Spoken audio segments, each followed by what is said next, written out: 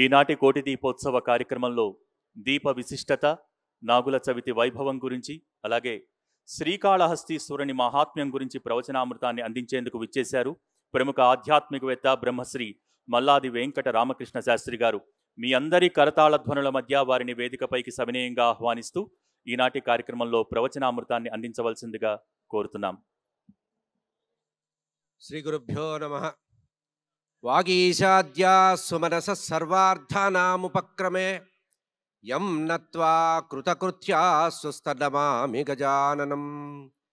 గురుబ్రహ్మా గురుర్విష్ణు గురుర్దేవో మహేశ్వరః, గురుః సాక్షాత్ పరం బ్రహ్మ తస్మై శ్రీ గురవే నమః.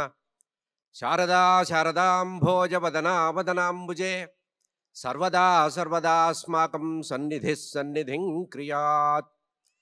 గురవే సర్వలోకానాం భిషజే భవరోగిణాం నిధయే సర్వవిద్యానాం దక్షిణామూర్తయే నమః.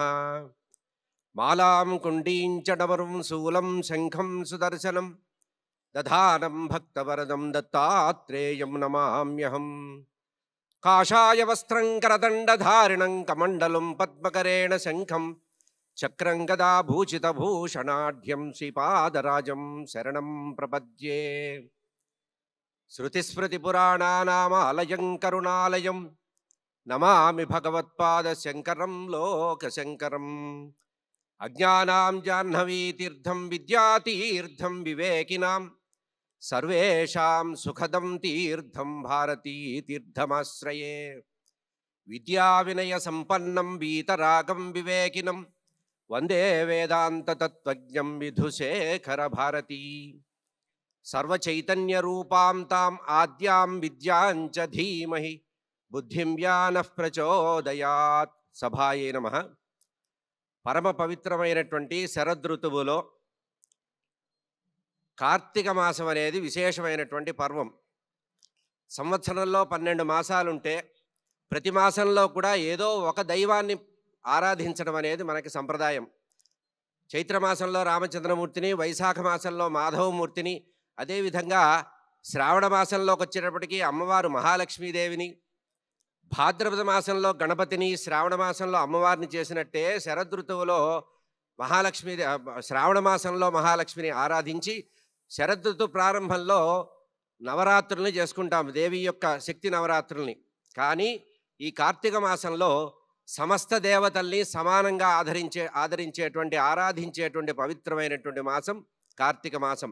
అందుకనే స్కాందపురాణం, పద్మపురాణం ప్రత్యేకంగా ప్రశంసించిన మాట ఏంటంటే నకార్తిక సమో మాసః, కార్తీక మాసాన్ని మించినటువంటి మాసమే లేదు అన్నారు. గంగ ఎట్లా పవిత్రమో కార్తీక మాసాలలో కార్తీక మాసం అటువంటి పవిత్రమైనది అన్నారు. ఈ మాసాన్ని హరిహర మాసము అన్నారు. హరిహర మాసం అంటే శివ విష్ణువుల్ని సమానంగా భావన చేస్తూ శివాయ విష్ణురూపాయ శివరూపాయ విష్ణవే శివస్య హృదయం విష్ణో విష్ణోస్య హృదయం శివ.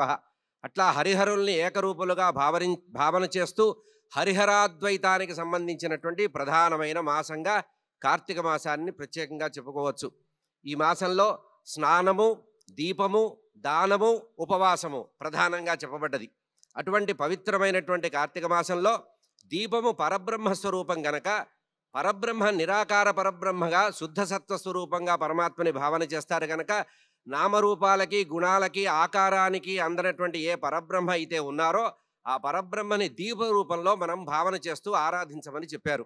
అందుకనే మనం పుట్టినప్పుడు కానీ ఇతర ఉత్సవాల్లో కానీ నిత్య దేవతార్చనలో కానీ చివరికి శరీరం వదిలే సమయంలో కూడా దీపాన్ని పెట్టుకొని ఆ జ్ఞానాత్మకమైనటువంటి దీపాన్ని పరబ్రహ్మనే దీపరూపంలో పెట్టుకొని మనం సర్వకార్యాలు నిర్వహిస్తాం కనుక అటువంటి దీపాలకి ఉత్సవము ఈ మాసం.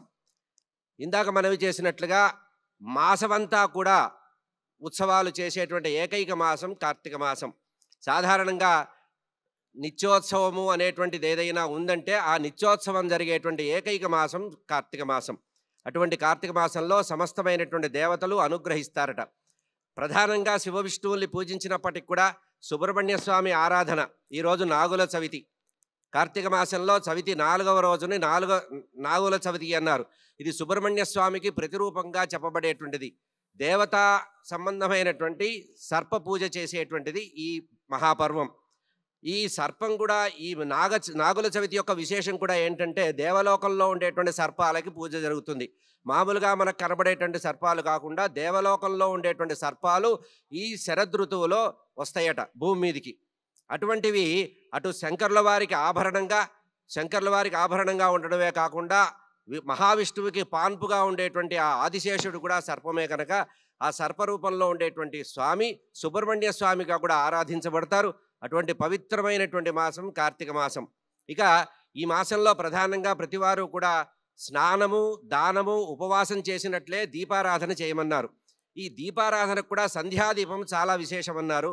ఈ సంధ్యాదీపము ఆకాశ దీపము లేదా కోటి దీపము అనేటువంటి ఒక లోకంలో ప్రసిద్ధంగా ఉంది. ఈ కోటి దీపంలో విశేషం ఏంటంటే మనం చేసుకునేటువంటి ఈ కోటి దీపోత్సవంలో విశేషం ఏంటంటే శరదృతువులో వెన్నెల ప్రసరిస్తుంది. చంద్రుడిలో ఉండేటువంటి అమృత కిరణాలు ఈ కాలంలో శరదృతువులో ముఖ్యంగా కార్తీక మాసంలో వ్యాప్తమవుతాయి. అటువంటి వెన్నెల పడే సమయంలో ఆ చంద్రుడు అమృత కిరణుడైనటువంటి చంద్రుడు వెన్నెలను కురిపిస్తుంటే ఆ వెన్నెల ప్రాంతంలో వెన్నెల విస్తరిస్తున్న సమయంలో మనం దీపారాధన చేయడం అనేది మనకు ఆయుష్, ఆరోగ్యము, తేజస్సు, ఐశ్వర్యం కలిగేటువంటి విచిత్రమైనటువంటి సందర్భం. ఇటువంటి సందర్భంలో బహిరావరణలో మనం కోటి దీపోత్సవం చేసుకోవడం అనేది ఒక విశేషం. దీపము సర్వపాపహరము అన్నారు. ఒక్కసారి దీపాన్ని వెలిగిస్తే సమస్తమైనటువంటి పాపాలు హరించుకుపోతాయట. అంతేకాకుండా దీపంలో త్రిమూర్త్యాత్మకమైనటువంటి పద్ధతి ఉందట. అంటే ప్రమిద, నూనె, ఒత్తి ఆ మూడు కూడా బ్రహ్మ విష్ణు శివాత్మకంగా భావన చేస్తూ త్రిగుణాత్మకంగా సత్వరజస్తమో గుణాల యొక్క సమాహారంగా కూడా మనం దీపాన్ని భావన చేయవచ్చు. అటువంటి కోటి దీపోత్సవంలో విశేషంగా అందరూ కూడా ఏకంగా కలవు సంఘౌ శక్తి కలవు యుగే అన్నారు. కలియుగంలో ఒక్కరు కూర్చొని చేస్తే అది ఎప్పుడూ కూడా సఫలం కాదట.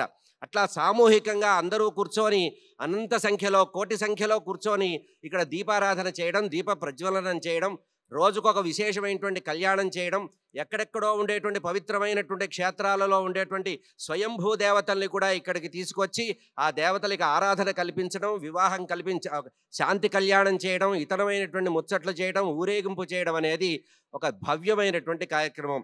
ఇటువంటి మహత్తరమైనటువంటి కార్యక్రమాన్ని జరపడం అనేది భక్తి టీవీ వారి యొక్క ఆధిపత్యాన్ని తెలియజేస్తోంది, వారి యొక్క నిబద్ధత. కార్తీక మాసం అనేటప్పటికీ ప్రపంచంలో అందరికీ గుర్తొచ్చేది భక్తి టీవీ. భక్తి టీవీ వారు ఎప్పుడు కోటి దీపోత్సవం ప్రారంభిస్తారా అని 2-3 నెలల నుంచి ఎదురు చూసేటువంటి పరిస్థితి. అటువంటి ఈ కోటి దీపానికి మొత్తము రూపకల్పన చేసినటువంటి భక్తి టీవీ యాజమాన్యము శ్రీ నరేంద్ర చౌదరి దంపతులకు దీర్ఘమైనటువంటి ఆయుష్ కలిగించాలని కోరుతూ ఈరోజు ప్రత్యేకంగా మనం ఇక్కడ చేసుకునేటువంటి కళ్యాణము కాళహస్తీశ్వర స్వామి వచ్చారు. వాయు రూపంగా ఉండేటువంటి వాయులింగంగా చెప్పారు. మనకుండే 5 పంచభూత లింగాలు ఉన్నాయి. ఆ పంచభూత లింగాలలో వాయులింగాన్ని విశేషంగా చెప్పారు. ఆ వాయులింగం మనము కాళహస్తీశ్వర క్షేత్రంలో దర్శించవచ్చు. జ్ఞానప్రసూంబాంబ సహితంగా జ్ఞానప్రసూంబాంబ దేవితో సహా కాళహస్తీశ్వరుడు అనుగ్రహిస్తున్నారు. ఈ కాళహస్తి క్షేత్రంలో ఉండే విశేషం ఏంటంటే సాధారణంగా సర్వజీవులు లోకంలో కలియుగంలో ముఖ్యంగా భయపడేటువంటి రాహుకేతువుల్ని తన అధీనంలో ఉంచుకొని మీకు భయం లేదు, నేను అభయం ఇస్తున్నాను, ఈ రాహుకేతువులు ఇద్దరూ నా సమక్షంలో నా అధీనంలో ఉంటారని చెప్పి ఆ పరమాత్మ ఆ కాళహస్తీశ్వర స్వామి సర్వకాల సర్వావస్థల్లో అనుగ్రహిస్తున్నారు. సాధారణంగా గ్రహణ సమయాల్లో, సూర్యచంద్ర గ్రహణ సమయాల్లో కూడా తన దివ్యమైనటువంటి భవ్యమైనటువంటి ఆ దర్శనం ఇచ్చి సర్వజీవుల్ని కూడా ఉద్ధరిస్తున్నటువంటి కాళహస్తీశ్వర స్వామి. అటు కొల్హాపురి మహాలక్ష్మీదేవి ఈరోజు భృగువారం శుక్రవారం రోజున అమ్మవారిని సాక్షాత్తు లక్ష్మీదేవిని ఇక్కడ నిలబెట్టడం అనేది సిద్ధలక్ష్మి, మోక్షలక్ష్మి, జ్ఞానలక్ష్మి అన్నారు. కేవలము ధనమే కాకుండా జ్ఞానము, వైరాగ్యము, సిద్ధి బుద్ధులు కూడా కలిగిస్తాయి. సిద్ధి బుద్ధి ప్రదేదేవి భుక్తిముక్తి ప్రదాయిని అన్నారు కనుక అటువంటి మహాలక్ష్మి యొక్క ఉపాసన కూడా ఈరోజు మనం చూస్తున్నాం. అట్లాగే కంచి కామాక్షి దేవి యొక్క రూపాన్ని కూడా ఈరోజు మనం చూడగలుగుతున్నాం. అటువంటి పవిత్రమైనటువంటి ఈ వేదికలో కార్తీక మాసంలో ప్రజలందరూ కూడా కోటాను సంఖ్య ఈరోజు మనం ఇక్కడ చూస్తున్నటువంటి ప్రదేశంలో పరిమితమైన ఆవరణల్లో ఉండేటువంటి ప్రజలే కాకుండా ఖండాంతరాల్లో ఉండేటువంటి సమస్తమైనటువంటి భక్తులందరూ కూడా తపించి చూసేటువంటి మహా సౌభాగ్యం. అటువంటి పవిత్రమైనటువంటి కార్తీక మాసంలో జీవులందరూ కూడా భగవంతుడి యొక్క పరిపూర్ణ అనుగ్రహం కలగాలి.